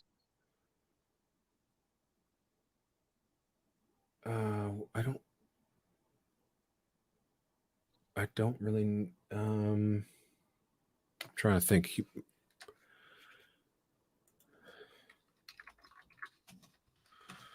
I'll pull it up. So that one is. It's a made-for-TV movie. Oh wow! Released in 1977. Frank Sinatra. Goldsmith, yeah, wrote the score for that. I can't recall a single note from it, so I'm gonna have to go back and listen to that one. I think an interesting gem, kind of in that. I would say there's a noir trilogy that Jerry Goldsmith wrote, and that would be Chinatown, City Hall, and LA Confidential. City Hall, no one remembers that film. Nobody remembers it, but it is in that style, and it is classy. It is so classy. That was like Al Pacino and John Cusack, wasn't it? Yeah. But that one is, I really do like that one a lot. I mean, I'm having to think of something it's like not, that's, outside of his, best stuff, most well-known scores. That's probably one for me. I really like that one a lot.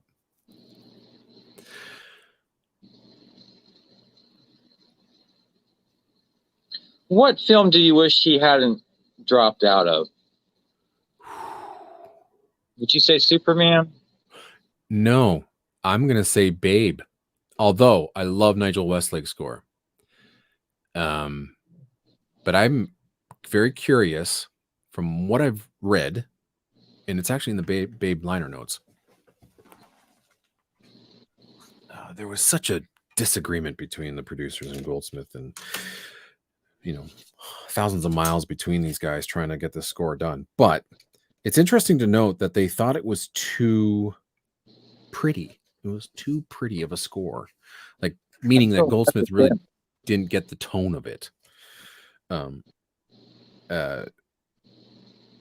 He because the filmmakers were like, well, especially George Miller, who was a producer of it, he says the film's deceptive because it looks like a lovely pastoral film about a little pig, a kiddie film, but what Jerry Goldsmith wrote was too pretty, it was too light, and he says it's not syrupy, but it was too sentimental.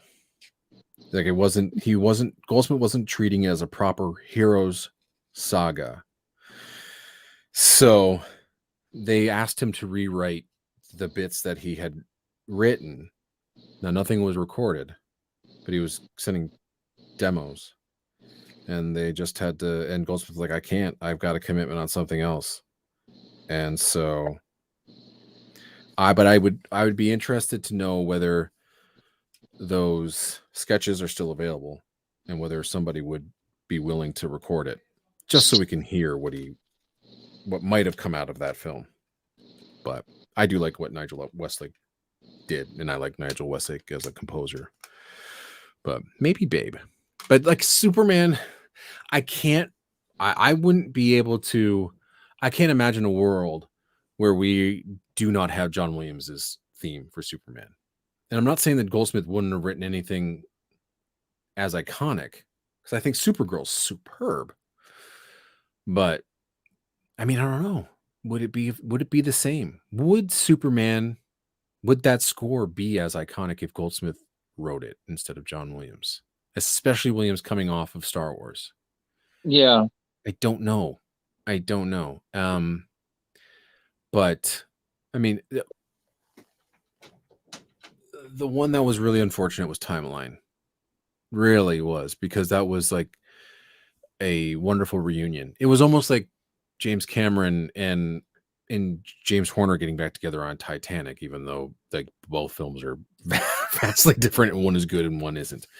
But the fact that there was so much confusion between the two of them, and that Goldsmith didn't have time to go back and redo the score, was unfortunate, because I think it's fantastic. I think it is great, and I've seen videos with the score back in the movie, and it's great. I mean, I'm not too keen on Tyler's score, but yeah. Oh yeah, but man, Judge Dredd. Whew. But yeah, Silvestri. Man, again, I can't. I mean, it would be to the point where it's like I'm trying to think of those of a movie where like the score just was not great, and Goldsmith had to leave. I mean, again, you're thinking like Alien Nation. I can't remember what that sounds like. I saw that film once. But it's like the Russia House on synthesizers, basically. But what the replacement score sounds like whether it's any good, right? So, I think it fits the film okay. Yeah, and I mean, Private Eyes is pretty solid. I'm curious to hear the Super Mario Brothers. Yeah, well, if he recorded anything for it, that would be fascinating. But I'm trying to think of what other rejected. We had so many rejected scores. But what else there? I mean, I'm trying to think of what to completely get rid of one composer from a film and put Jerry Goldsmith in its place. Like, how different would it be? Like, what film would fit Jerry Goldsmith so perfectly, but has just an extraordinary score by whether it's Elfman, Williams, Horner, Broughton, like Tombstone. You know, he was supposed to write Tombstone, and Broughton had to do that in 2 weeks. He did that. Fascinating thing about that one is that after they would record, they would literally just be sending reels from London across, and they were inserting cues in as Broughton was recording. So he had to do that quick. Got some help from Don Davis as well. Same, which is, I think, is the same thing that happened on Lost in Space as well. Don Davis helped out Broughton quite a bit on that one. But yeah, Broughton was brought on board for that one, which was supposed to be a Goldsmith score. But I'm kind of interested to hear what that was. But again, Broughton was just, it was perfect score for that. But I mean, it's amazing that later on in his life, the people that he would collaborate with, Mark Mckenzie was one of them. Mark Mckenzie's a wonderful human being. If anybody's had a chance to deal with Mark Mckenzie, man, you will not find a kinder person in the world. But he wrote one of the most violent action pieces for The Last Castle.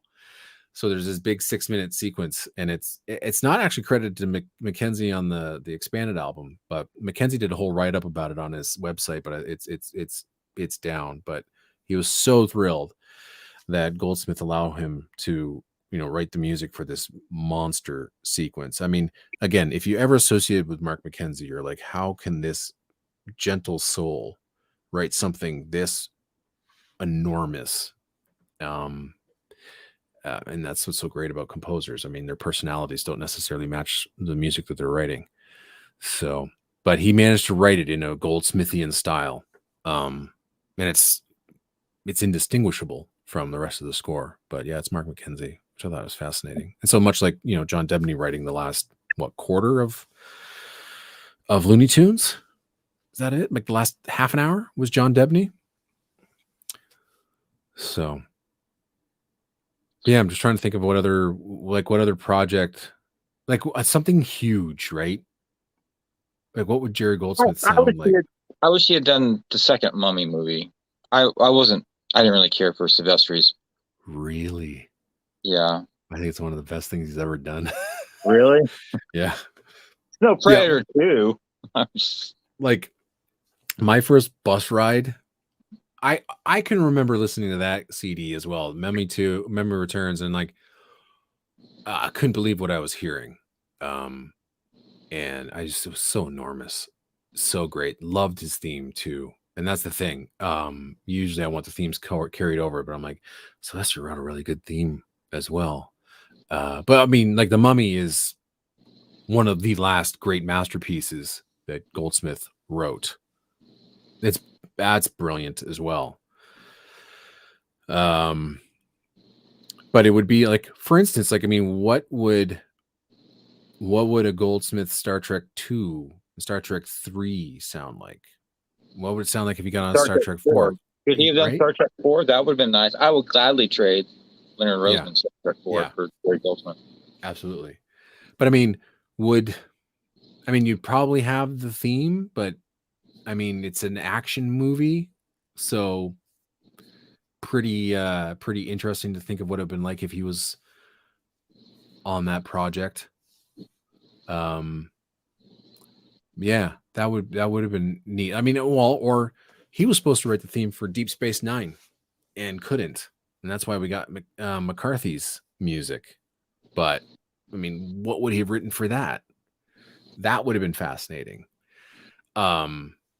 I think it would have been also fascinating if he got a chance to write a brand new theme for TNG, even though McCarthy wrote his own theme for it, which sounds weird. But I'm pretty sure that if we had McCarthy's theme in there, I think it would just be as iconic as the Goldsmith one that's in there right now. I think so. But yeah.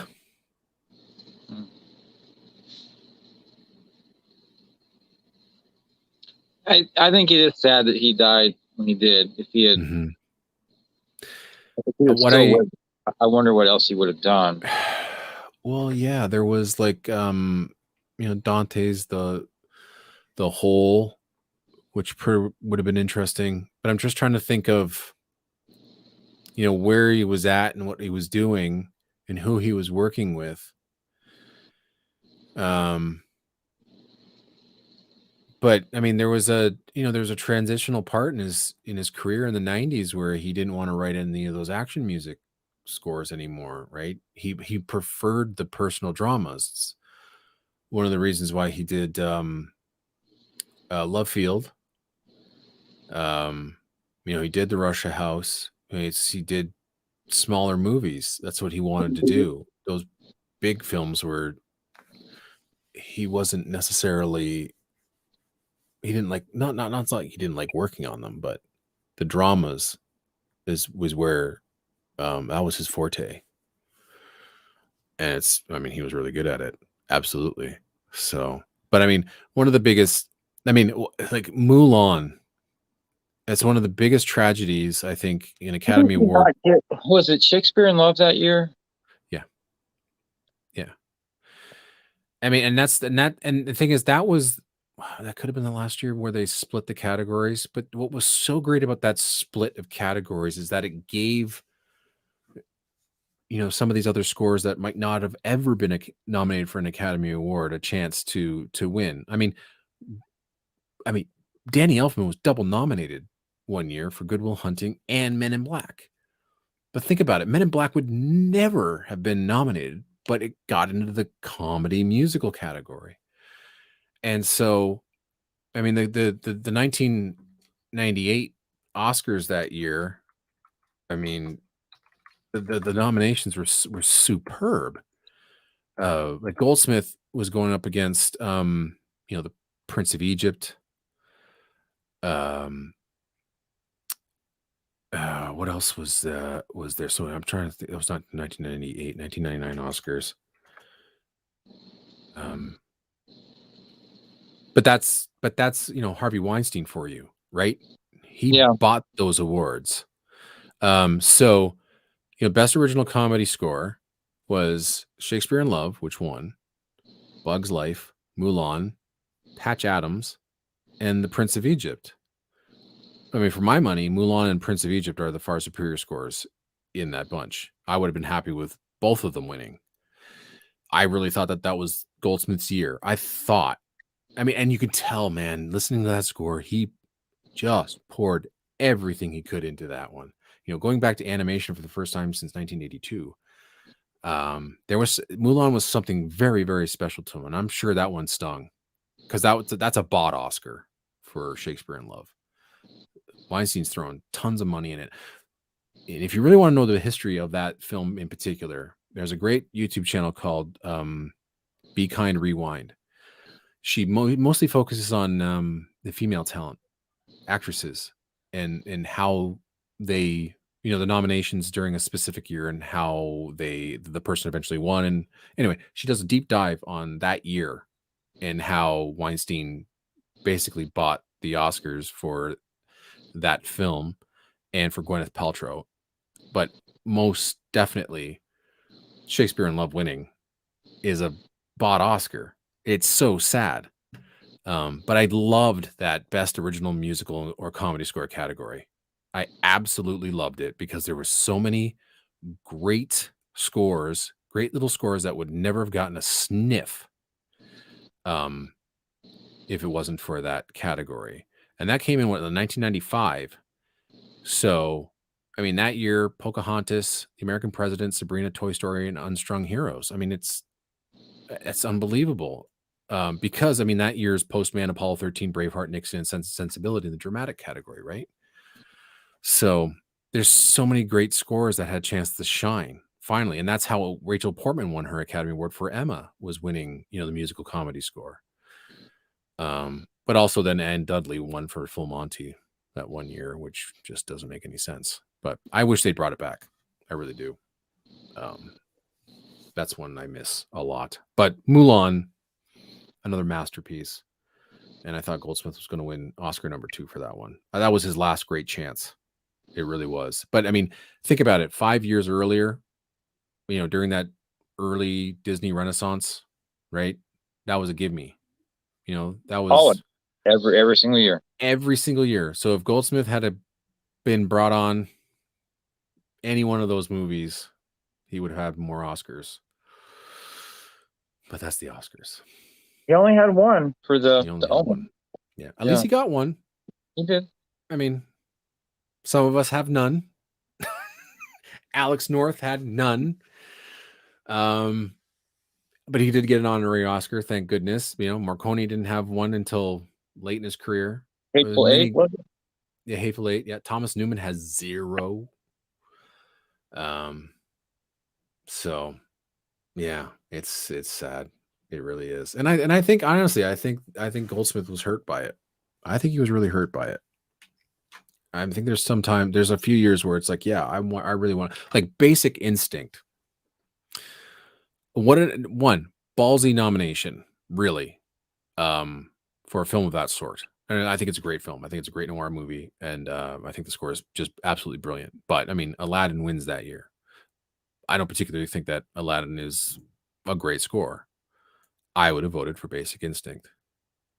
And Chaplin, Howard's End, and River runs through it. What's the best of those five? I think it's Basic Instinct. And it's a revolutionary score too. It's a highly influential score. Out of all those, the one you're talking about is Basic Instinct. Aladdin, you talk about the songs, not the score. And it won for song too. Yeah. Mencken won like about 759 Academy Awards within those 5 years. Yeah, they did. It was unbelievable.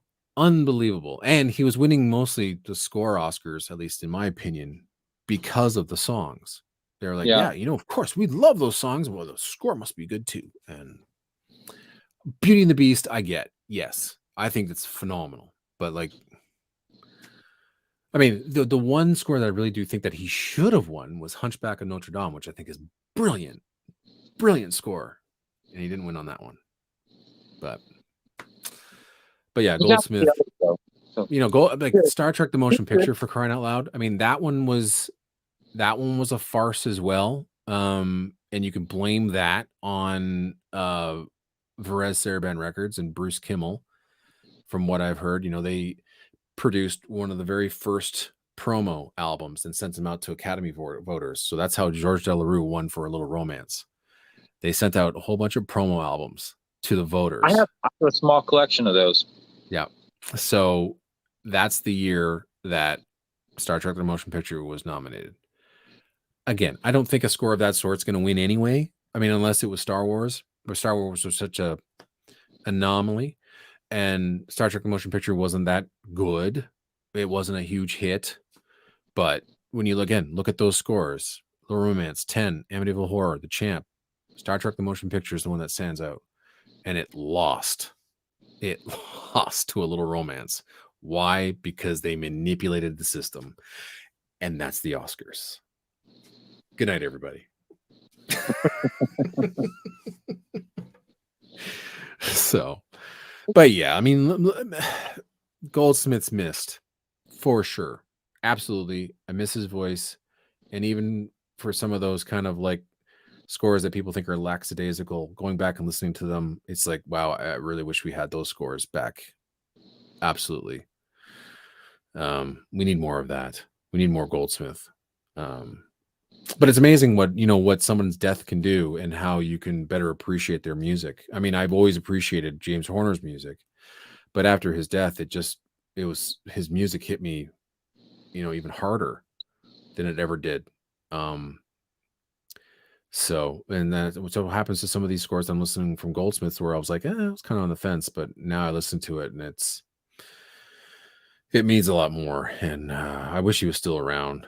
Or at least, made another decade or so, but he was stolen from us way too early. And he had a lot more to give. And I mean, I loved listening to him talk. I loved it. And I loved listening to him talk about film scores. And I love the fact that he was on the road conducting his music and selling out, the Barbican and various other places like that. And he was willing to go out there and play his stuff and people appreciated his music, on its own, separated away from the movie. Have you seen his work studio? Have you seen his work studio at his house? So I've seen some old videos. His wife did a tour of the studio at their house in California. Goldsmiths? No, of Horner. Oh yes, of Horner's. I've seen Horner's. Oh yeah, and it's bananas. I'm like, that's not what I was expecting from James Horner. No. I'm like, damn.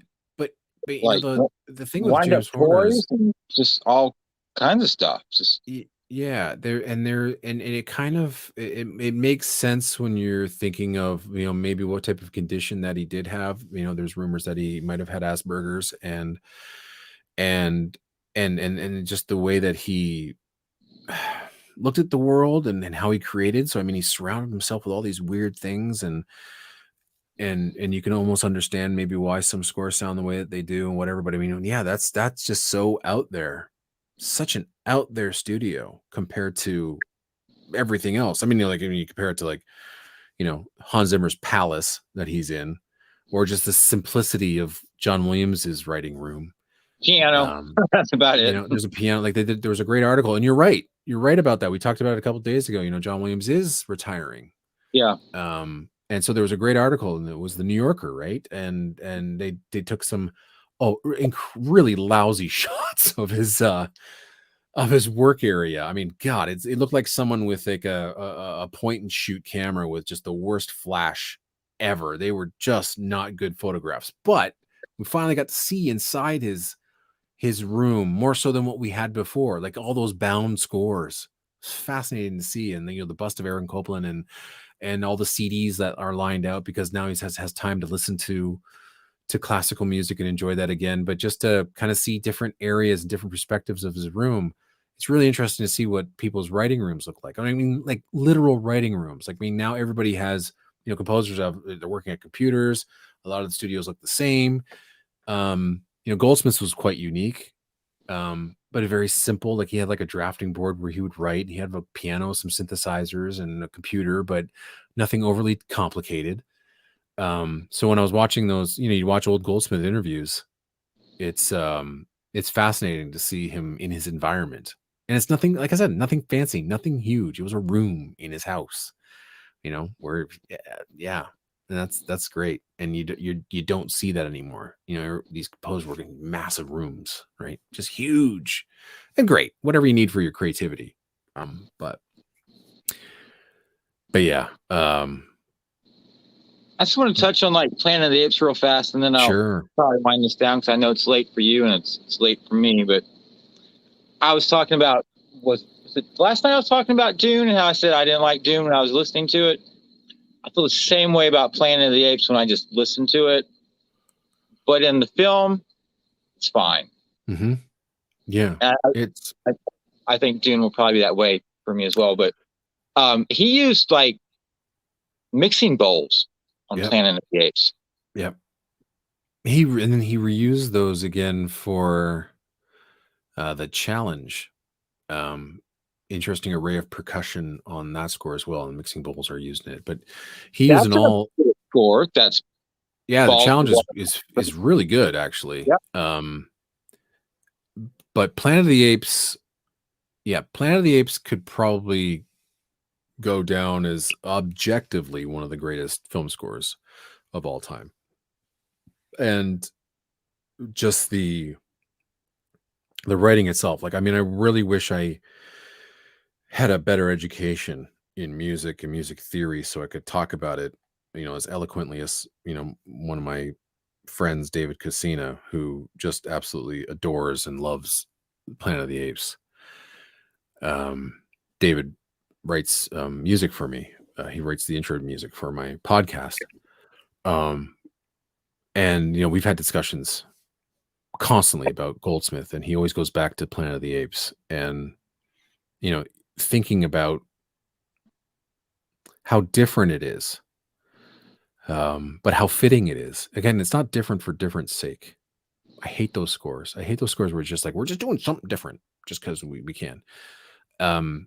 It just was the perfect combination of instruments and instrumentation, arrangements, orchestration, and to fit that film. And you can't imagine, again, it's another one where you just can't imagine anything else in that picture.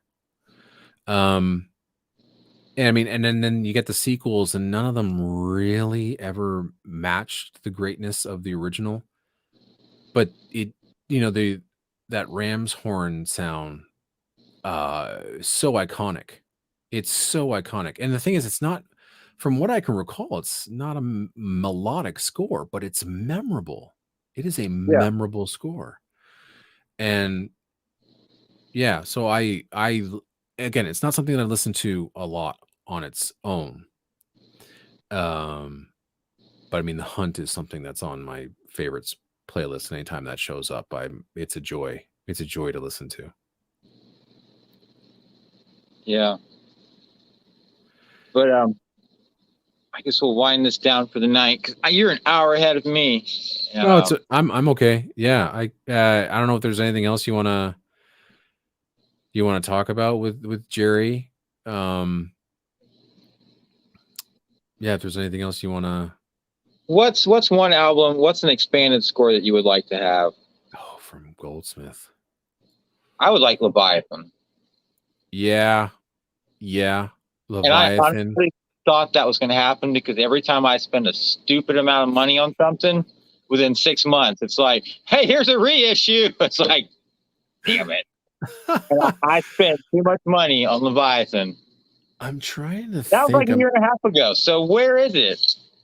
Yeah, like what would really make me happy as an expanded score?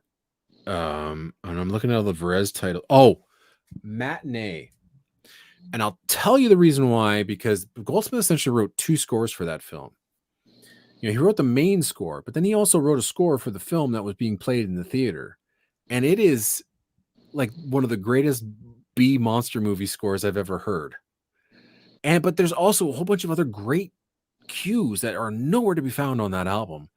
So I would love, I think, and it's probably going to happen at some point, but Matinee, I think all the other Dante albums have been expanded from what I can remember from the Goldsmith catalog. But yeah, Matinee is, I mean, because if you listen to Matinee on its own, I mean, it's okay, but it needs to be, this is one of those ones where a complete presentation really will flesh out all the good stuff. Much like what happened with U.S. Marshals. I wasn't the greatest fan of U.S. Marshals. There's a couple of great cues, but then once you start hearing themes that were nowhere to be found on the original album, and then you're hearing the way that this score flows and builds and develops, that's fascinating. So yeah, Matinee, and I'm trying to think of something else that Mr. Baseball, anybody? No. Okay. Anybody going once, going twice? Yeah, no.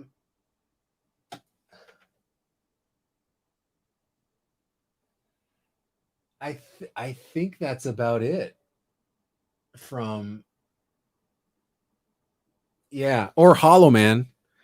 I don't know how much more there is in there, but I love the action music in Hollow Man, or the like Hollow Man, when they're bringing the gorilla back, is a great piece of scoring. If you get a chance, just watch that sequence, you know, on YouTube and try to imagine that without music. Is there an official full version of Mulan? Not yet. Well, no, there is a for your consideration Oscar promo that has most of the score. There's an import version floating around. Yeah, no. So I mean, the only official version is that short one that was released through Disney, but there is there's no cover, like no cover art. It's just the CD. So yeah. And that's the very expensive promo. That is official. It's an official promo. You know, it was produced for the Academy Motion Picture Arts and Sciences. Yes. Yeah. So, but I think, again, you hope that Entrada, with their relationship with Disney, can put something together. And it's not like Disney doesn't have a record studio. Right. You know. But the thing about Disney and Entrada is that I think that Disney has to work with Entrada to release it. You know what I mean? Like this, you just can't license it, and then Entrada takes everything. It's like Disney has to it's our baby, and they have to get their artists. Like that's why the Disney releases through Entrada all look vastly different than what Entrada normally puts out, art wise, especially. So, but yeah, a Mulan would be. I mean, again, Mulan's a masterpiece. It is a masterpiece. And that was a wonderful year for Mulan. And then you had Prince of Egypt, which is another masterpiece. So, but Mulan would be fantastic to hear. Yeah. It's good stuff. Well, Sir Ian says Matinee, yes, and 13th Warrior would be nice. That would be nice too.